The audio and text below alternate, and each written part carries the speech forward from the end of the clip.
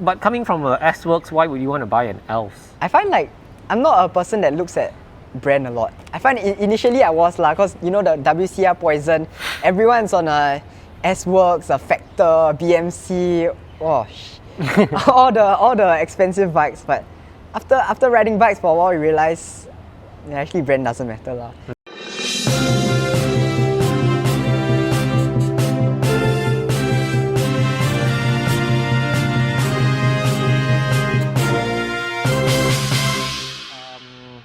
Welcome back to another video, guys. Today I'm here with Yihao and his S-Works Roubaix.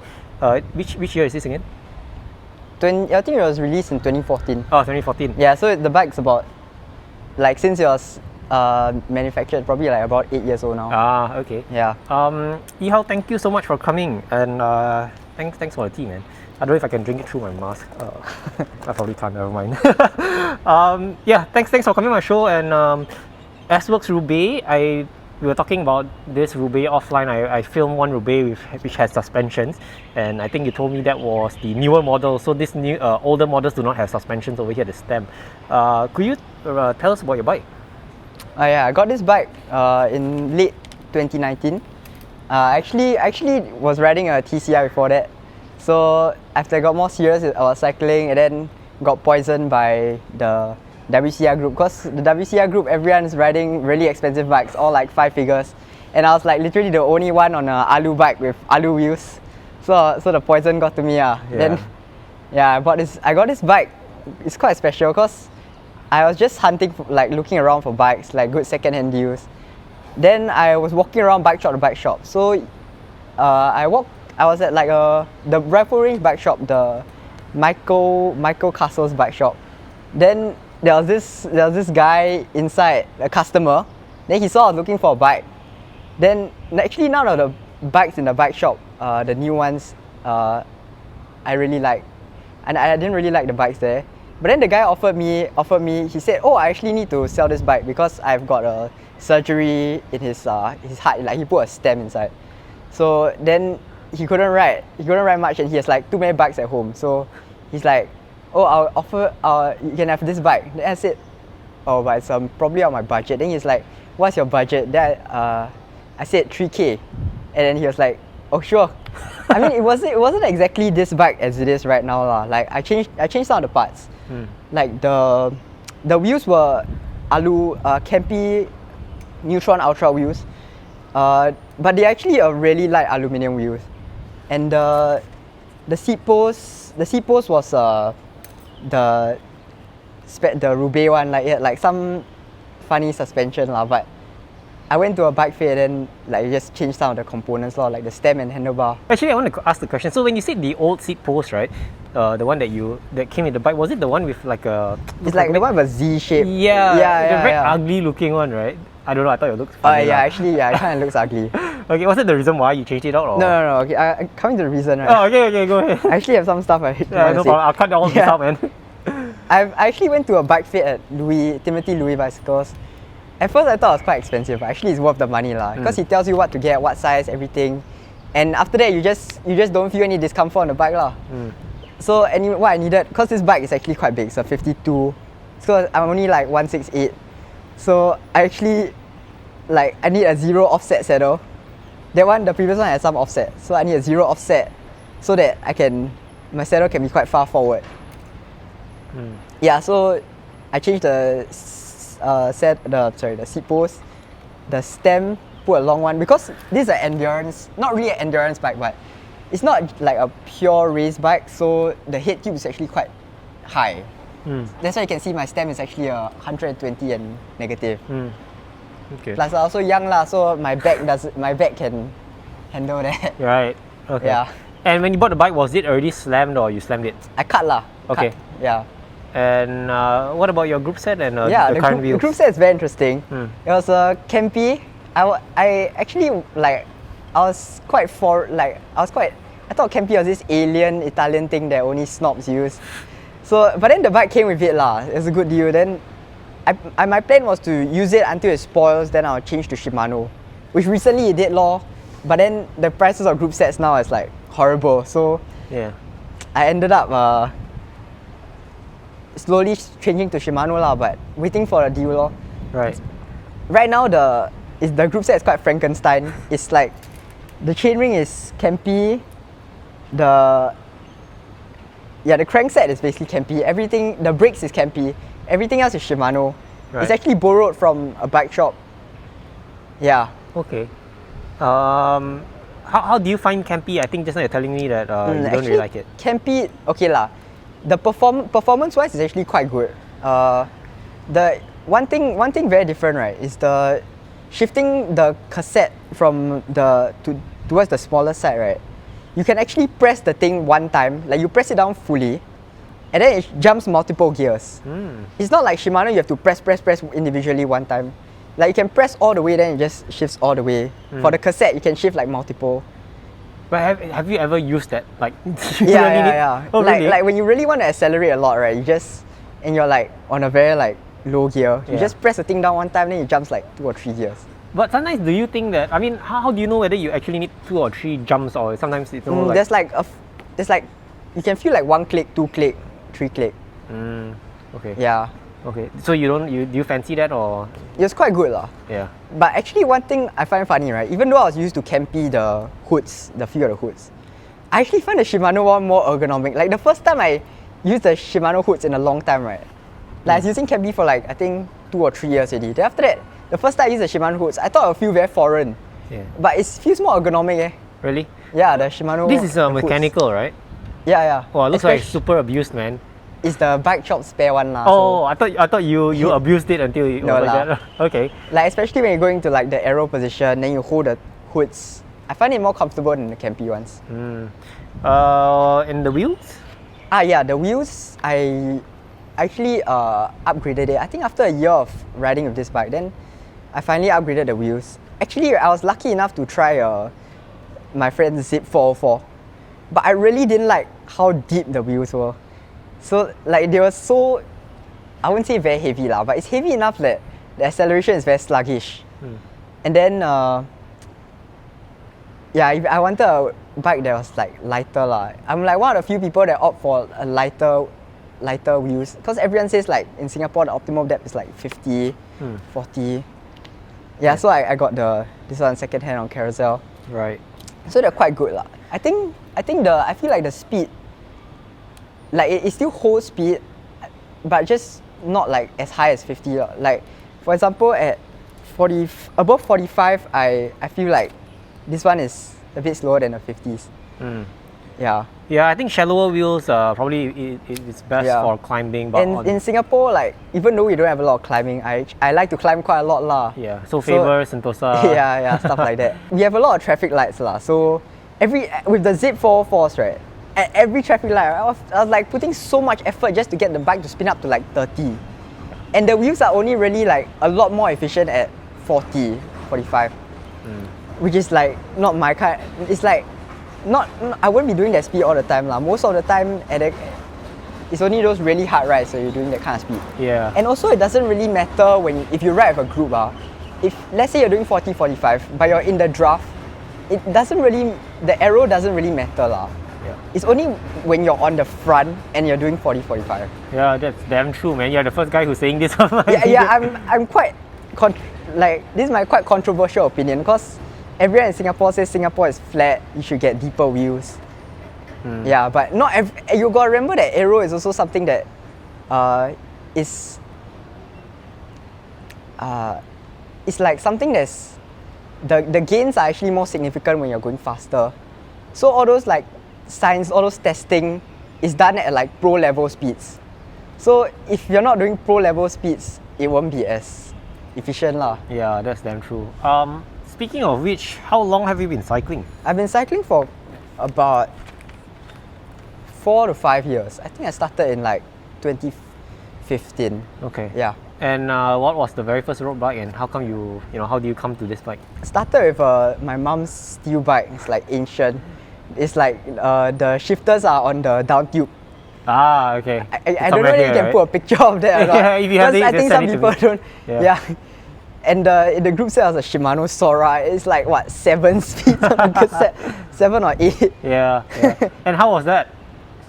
It's your first bike anyway. It was like, I think close to double the weight of this. Yeah, okay. Yeah, and then after that it got more serious. Then I borrowed my my parents' friend had a TCR aluminium TCR lying around, so I used that one for a while.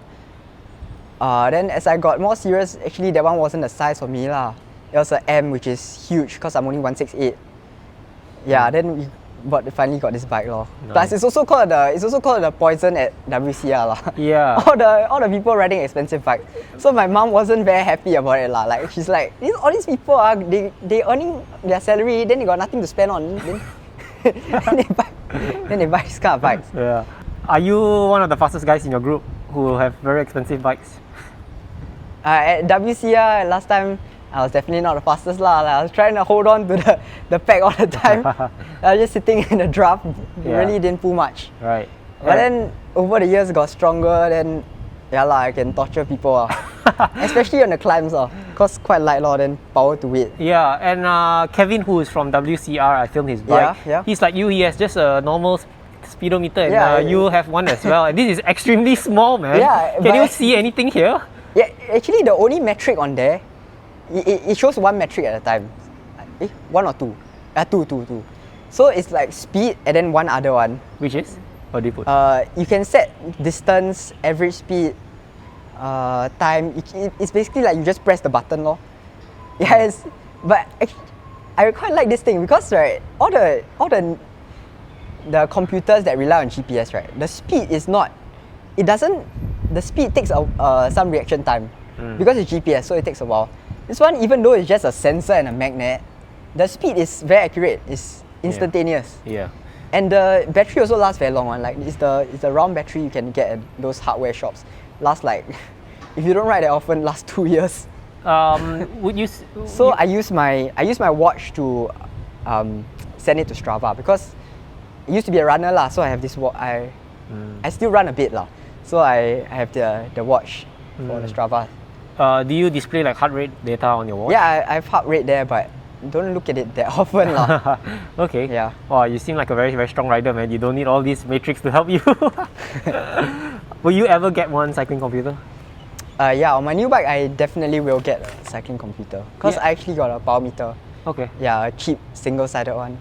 Would you recommend guys to get a power meter? I feel like if for entry-level cyclists, it's really not necessary. Especially if you're like, you don't really want to train for anything. It's really just like an extra Matrix, right? Yeah. I actually borrowed a power meter once. I found myself staring at the Wahoo. I borrowed my friend's pedal once. I was just staring at the thing whole ride. It's quite distracting. Yeah.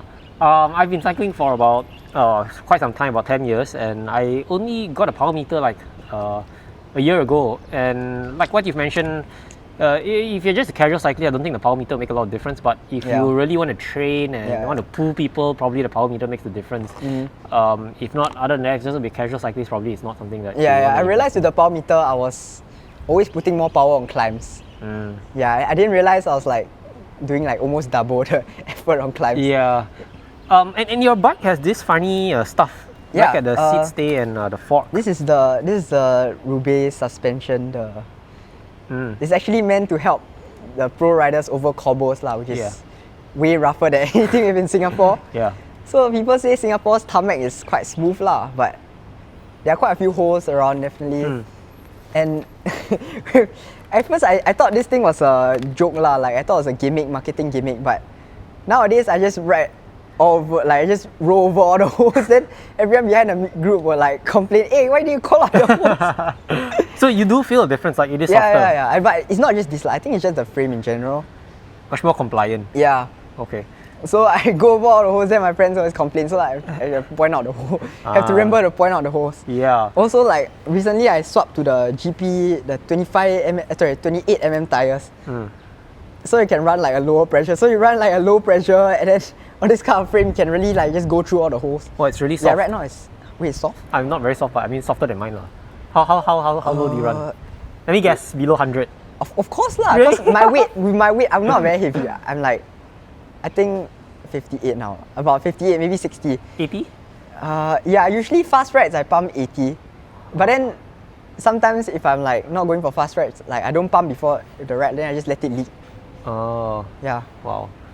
I pump my tires 110 PS. What do you think of that? That's to me that's really Too high? yeah. Especially if you're like not doing a time trial or anything. Plus you also don't look like a very heavy rider. I don't know. Are you using like 25 mm? 25. It's quite normal lah. So Yeah, I know. As you go, the smaller the tire. you shouldn't. I don't think you need that much average. Because I've been so used to pumping it up so high, so Yeah. I get paranoid when it comes so soft. Yeah, I can know. tell, like- You feel like you're gonna puncture. Yeah, I feel like every time I Yeah, keep yeah. looking at the back, puncture or not. But actually don't puncture that. I think it's quite safe. Like for me 70-80 PSI is quite safe. Rarely puncture. Clinchers or tubeless? Clinchers. Clinchers. Yeah, everything on my bike is quite Old school. yeah. Okay. What is the weight of the bike? Okay. At first when I was using Campy, it was a bit lighter, like the Altegra parts. Even though it's only a few of them, it actually make my bike like you can feel it's heavier a bit. Right now, really not sure. About I think seven? about 7.5, 7.6. Okay, so that's a fair number. And your gear ratio, it's Yeah. huge, man. Yeah, it's not a climbing bike ratio, which I really don't like. I should have got a bigger cassette. Very small I cassette. don't know why I didn't get haven't changed the cassette or anything. Should have just got a 30. This one is 1125 now. It's quite small. Wow. So yeah, it's not very good for climbing. And also the chainring is like it's like huge. It's like 5339. Wow. The small ring is a 39. This is a standard standard crank, man. Yeah, I just didn't bother changing whatever came with the bike lah. Yeah. And have you ever gone down? How many cogs have you gone down? Do you ever use the last two? The 11 is like really only going like, you know the Mandai big downslope, the zoo one, and if you have done the reverse Bartley, that big hill, yeah. Yeah, that's the only time you use Yeah. it. Okay. I think I've hit 70 km Oh, on shit. one of the downhills. Damn. Yeah. This handlebar is a S-Works. It came with the Roubaix. It's a Roubaix. That's actually a very interesting question. The S-Works handlebar, I was using a cheap carbon bar. I can't remember what brand. I don't know whether it was China or not. It was a very cheap one before. But then after that, I crashed it and then it didn't break. Somehow it's like just a bend a bit, which is quite weird for carbon. Then my father went to the Binjai bike shop. My mom wasn't very happy about this lah, because I was telling him I don't need to change it, and even if I change it, I don't need a $500 one. You can get quite a cheap carbon one online. So, but then he went there, and then my mom didn't have any control lah, so he bought this for me. Oh, your mom bought this for you? So it was quite good. Your mom a cyclist? Oh, is your dad a cyclist? No, but he knows quite a lot of stuff about bikes. Will he ever get into cycling? No, he's a runner. Oh, he's a runner, okay. Yeah, so he bought this for me. Right. I like it though. It's quite the drops are quite shallow. I actually like Yeah. and I find it quite comfortable. Like it absorbs a bit of road bars. How do you find rim brakes? Rim brakes, it's pretty. You don't really need disc brakes in Singapore lah, but the stopping power in the wet is horrible. This Rover wheels, the stopping power in the wet is really horrible. With carbon rims, I try not to ride in the wet. Yeah, because it's really quite dangerous. But in the dry, it's completely fine lah. Just that also my rear brake caliper, after like quite a lot of years already lah, the spring is a bit weak. So my rear brake is like when I press, I need to press a bit harder. So it's a bit weak. But other than that, if you ride in the dry, it's actually fine. So a lot of people in Singapore don't ride in the wet. They like not comfortable with riding in the rain or even when the roads are wet. So for those people, rim brakes should be fine lah. But if you go out in the rain, like sometimes I go in the rain, like when it's drizzling, I'll just go out and ride. I have like my alu rims lah. So You swap it out? yeah. Oh, okay. So I use my alu rims when it's wet. Right. Especially or like sometimes when it's like, you know, monsoon season, like last December, November. So my alu rims like all the time. Yeah. Yeah. Will you get a disc brake? Yeah, of course my next bike is gonna be this Yeah, brake. let's talk about your new bike, man. You're telling me you're I gonna get don't Elves. think this goes in the video though. But yeah, it's gonna be a Elves Vanyar, which is a Are we okay to talk about this on camera? yeah. Okay. It's a China brand bike lah. So it's on par with Windspace lah, but it's just not as popular. I'm getting the lightweight frame, the Vanyar, and I'm gonna pair it with the Windspace wheels. And what group set? Shimano? Yeah, I bought my group set already. It's Ultegra Mechanical. Okay. This one. It's still the 11 speed one. I don't think 12 speed is necessary. But coming from S-Works, why would you want to buy an Elves? I find like, I'm not a person that looks at brand a lot. I find initially I was lah, cause you know the WCR Poison, everyone's on a S-Works, a Factor, BMC, all the expensive bikes. But after riding bikes for a while, you realize actually brand doesn't matter lah. Like I rode my friend's Giant TCR. It was like just as good as this bike. But what I find different about TCR, actually, I go off track a bit lah. Yeah. The Giant TCR, because there's a lot of TCRs on this channel. A lot of people say that TCR is compliant and everything, but it's nothing compared to this bike. This bike is way more compliant, but the TCR is way more stiff. So it's a trade-off lah. Like this one is really comfortable. If you're not a heavier rider, you don't crank out like 1k watts. You won't feel flex most of the time. Like I only can feel this flex when I'm like really sprinting all out, and that's like what I can do for 30 seconds or less. Yeah, I can't make the frame flex a lot. So every time like people say endurance frames, if you want comfort, the frame will flex. I think that's only if you're like really a powerful rider lah, or really a heavy rider. You put in a lot of watts. But I'm quite light lah, so I don't put in that kind of watts. How much do you think this bike costs right now? Oh, I actually don't know. But I don't think it sells. I don't think if I put on Carousel I can get a very good price on it, because it's an old bike lah. It's like 2014. That's like so long. It's almost a 10-year-old frame. Yeah. What I don't like about this bike, right, is the BB. Because Specialized bikes, their BB is like their own one. It's not a standard. I don't know what standard it is like. So like if got BB problem, if I need to change the BB, I need to need to do a binjai. Yeah. Also the derailleur. One time I crashed like on a right turn. Then the derailleur bent, right. Then I had to go to also only could do it at Specialized lah. I'm quite sure if you go online, you can source for the derailleur, but then again it will take some time lah. So if you have, you should check your derailleur standard. Then if it's like not a common one, right, you should pre-order a few online, so that just in case you crash, you can replace it lah. Cause if the derailleur is bent, right. Do you mean the hanger, is it? Yeah, sorry, the hanger. Yeah. The hanger, you can't ride. You won't shift well. You can't shift well at all.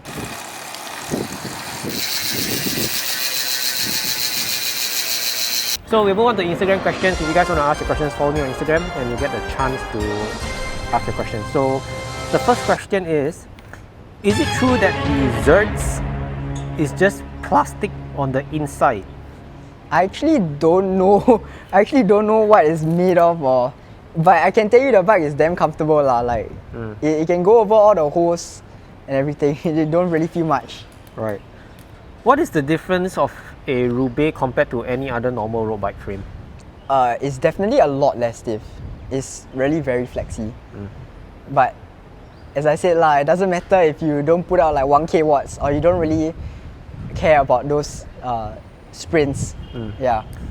Have you rode on any gravel roads with this beauty? By the way, rim brake never dies. Yeah, I've ridden at Pandan Reservoir, but I actually don't do much gravel riding. I pretty much just use it as a road bike. Does the seat stay really have any dampening function, or is it just for show? I feel like it does. Okay. How is it for long distance riding? Definitely comfortable. Like it absorbs a lot of road bars. Why a Roubaix for riding in Singapore? Which route in Singapore do you think most resembles Paris-Roubaix? This is a good question. Yeah, Roubaix in Singapore is definitely quite weird because we don't have cobbles lah. So I just got this bike because it was a good deal at the time lah. I didn't really know much about the bike, so at the time also you only look at brand then you see the S-Works there. just buy lah. Because of S-Works. Yeah, but I would say the road that resembles cobbles. Actually, Jalan Buruh is horrible. You know that part before the roundabout? Yeah. I think this must be your friend. You must be a very fast rider. Where do you hide the motor? Yeah, I know who it's from. I think it's like here. It's all there, not in the bottom bracket. Okay, so this is my question. Since the motor is there, Do you think the bike makes a lot of difference? Is it worth investing a lot on a faster bike? I feel like there's a sweet spot where like the performance gains start decreasing. I think generally it's like the price point is about 4K, 5K lah. That's a good amount to spend. I think that's like anything past that, the gains become quite marginal. Like the TCR is such a good deal. Yeah. Yeah. That's why I have so many TCRs on the channel. Yeah. And at the same time, it's a good bike. It's a good bike. I have a lot of Madones also. Do you think Madone is a good bike? Personally, as a S-Works guy, I don't like track. I don't really like the Madone. Especially, I think the Madone is quite heavy, right? It is heavy. Yeah. But it looks nice. The tube is so big. Yeah, it looks nice, definitely. Looks nice. I'm both a S-Works and a track fanboy. Other than a Specialized or a Pinarello, does the rider believe in any other brands? Well, you bought Elves. Yeah lah, but I really like Giant. If it wasn't for that color, I was looking at this Rosewood Giant TCR, but I'm quite sick of black bikes lah. So it was basically black, then under slide is a bit reddish, the Rosewood color. But it was a really good deal lah. I was really considering that one. Yeah, I used to be a weekend rider lah. So if you're a leisure rider, not so competitive, you don't really like ride and push you don't really like ride like a lot of times a week, or you're not really training for like some event. Definitely don't like think that endurance bike is slow. Endurance bikes are definitely not slow in any way. Especially if you get a bike fit and then tell the bike fitter you want a bit more aggressive. Yeah, you still can go quite fast. Like you see my position, even though it's an endurance bike, I can get quite low on it lah. That is the end of today's interview. Ihao, thank you so much for telling us about your Roubaix. Thanks for coming. If you guys want to feature your bike, DM me on Instagram, follow me there, and see you guys in the next video. Bye bye.